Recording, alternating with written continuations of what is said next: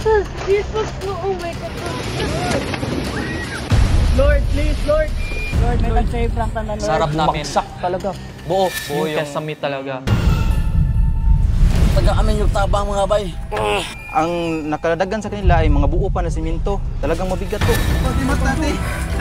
Sa gitna ng trahedya, mga kwento ng kabayanihan, pag-asa at milagro. Mula po rito sa Bogos City sa Cebu, ako po ang inyong kapuso, Jessica Soho.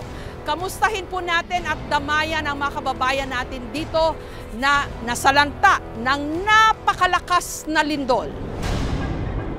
Kamusta ho ang buhay po ngayon dito? Mahirap talaga, ma'am. Kasi wala kaming pang tubig, wala kaming kuryente. Mayat maya ho kasi, meron pang aftershock. Kaya yung mga tao, takot pang pumasok ulit sa kanilang bahay.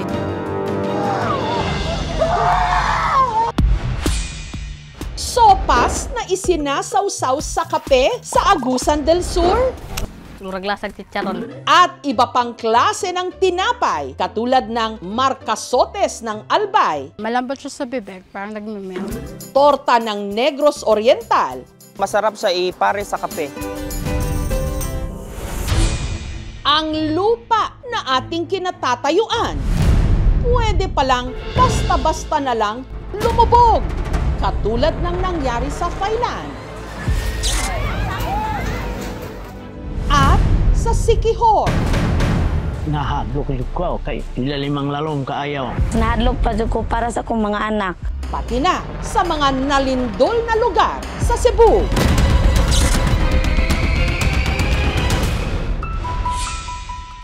Lalaki mula sa Bukidnon, inararo ng backhoe ng kanyang misis. Nahiwa po talaga yung sa kanang paa niya. Manglulu talaga yung dibdib mo kasi paa ng tao parang pisa na pisa. Hindi namin inakala na ganyan ang nangyari sa kanya. Brutal. Nagiganti siya. Pinandar niya yung bag ko. Nagmamag-awa ko sa kanya. Tigil mo na yan. Aksidente o sinadya? Ako pang nakaputol sa buhay mo. At sa pagpapatuloy ng ating serye tungkol sa mga di umano kinorakot na proyekto, silipin ang farm-to-market roads na imbes na ginhawa ang hatid sa ating mga magsasaka, perwisyo. Lagi kaming nadadulas, gawa ng sobrang putik, plus mabigat po nung dala namin.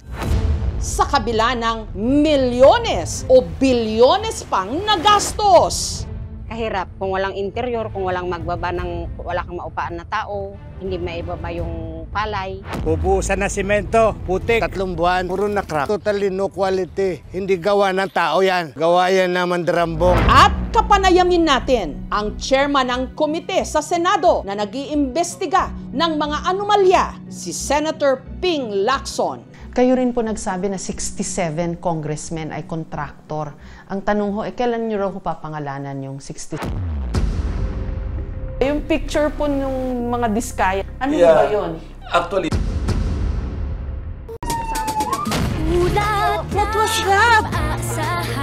Ito ang Tacloban na dinatnan namin. Isang masamang panaginip. I survived! Ganda ng driver ko. Hindi ako makapaniwala. Ang ganda ng ngipin. Ako po ang inyong kapuso. Mabuhay from the Philippines!